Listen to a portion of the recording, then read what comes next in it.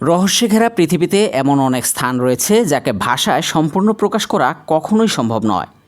পৃথিবীর এক কোণে পড়ে থাকা অন্ধকারাচ্ছন্ন মহাদেশ আফ্রিকা হলো তেমনই একটি স্থান।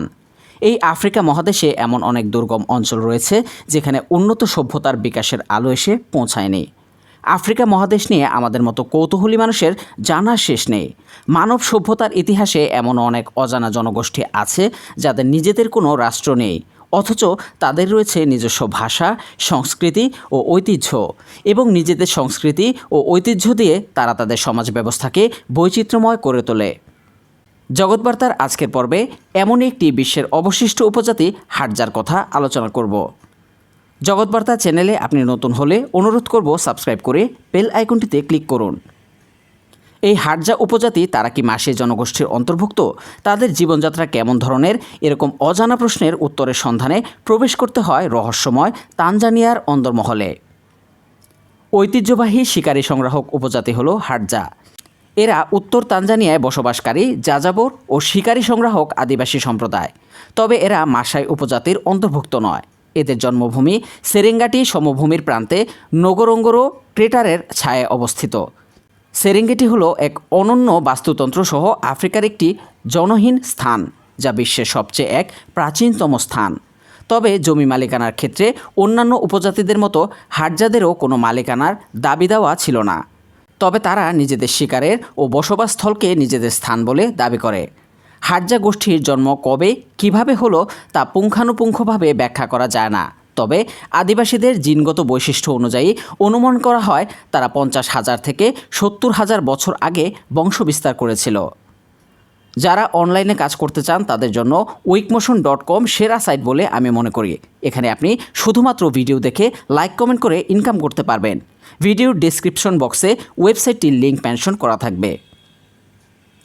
হাড্জা উপজাতির কোনো লিখিত ভাষা নেই।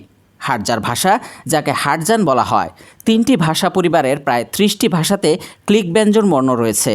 এই দুটি ভাষা ছাড়া বাকি সবকটি ভাষাতে দক্ষিণ আফ্রিকার মানুষজন কথা বলে থাকে। অন্য দুটি ভাষা হলো সান্দাওয়ে এবং হাড্জা।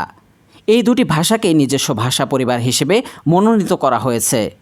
ঐতিহ্যগতভাবে এই ভাষাগুলিকে খৈসান ভাষা হিসেবে গোষ্ঠীভুক্ত করা হয়েছে। এটি এমন একটি বিভাগ যেখানে সমস্ত বিদ্যমান আফ্রিকান ক্লিক ভাষাগুলিকে অন্তর্ভুক্ত করা হয়েছে। অধিকাংশ হাড্জা তাদের দ্বিতীয় ভাষা হিসেবে সোয়াহিলিতে কথা বলে।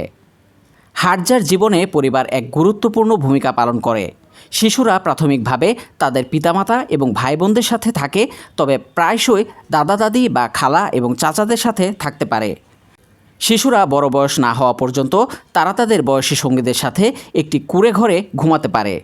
তারপর তারা ওই ঘরে বিবাহিত জীবনের পূর্ব অবধি সব ভাই বোন মিলে একসাথে বসবাস করে।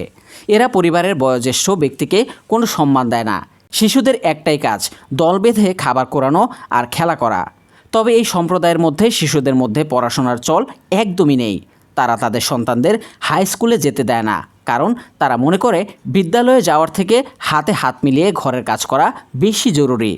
তবে অন্যান্য সমাজের তুলনায় এই উপজাতির পিতারা শিশুদের প্রতি অত্যাধিক যত্নবান। এই উপজাতির মধ্যে বিয়ের রীতিনীতি তেমনভাবে নেই বললেই চলে। মেয়েদের বিয়ের বয়স 17 থেকে 18 বছর আর ছেলেদের বয়স 20 থেকে 21 বছর নির্ধারণ করা হতো। অবশ্য তার আগে এদের নিজেদের সঙ্গী পছন্দ করার অধিকার আছে। প্রথম বিয়ের পর বিবাহিত জীবনে যখন এদের ভাঙন ধরে, তখন তারা নতুন জীবনসঙ্গী খোঁজায় ব্যস্ত হয়ে পড়ে। বিয়ে করার জন্য কোনো আচার অনুষ্ঠানের দরকার নেই, শুধু ভালোবাসার মানুষের সাথে একসাথে থাকলেই হলো। তবে সেক্ষেত্রে মা বাবার অনুমতি নিতে হয়। হাড্জাদের শিকারের পদ্ধতি অন্যরকম। তারা প্রথমে তীরের গায়ে বিষ মাখিয়ে রাখে, তারপর সবাই দলবদ্ধ হয়ে শিকারে বের হয়। যেহেতু এরা যাযাবর প্রকৃতির, তাই তারা এক স্থানে বেশি দিন থাকে না। তারা সকালে খাদ্যের সন্ধানে বেরিয়ে যায় আর রাতে বাড়ি ফিরে খাবারের পর একসাথে বসে পরিবারের অন্যান্য মানুষদের সাথে গল্প করে। তাদের খাদ্যের অন্তর্ভুক্ত আছে বেবুন, জিরাফ, নেউল, ইঁদুর। তাদের সবচেয়ে পছন্দের খাবার হলো মাংস ও মধু। স্বাস্থ্যবান নারী পুরুষ, তাদের শরীরে প্রচুর শক্তি। তাদের বিশেষ কোনো রোগ নেই বললেই চলে। হাড্জারা অপুষ্টিতে ভোগে না এবং প্রকৃতপক্ষে প্রতিবেশী উপজাতিদের চেয়ে তারা স্বাস্থ্যকর।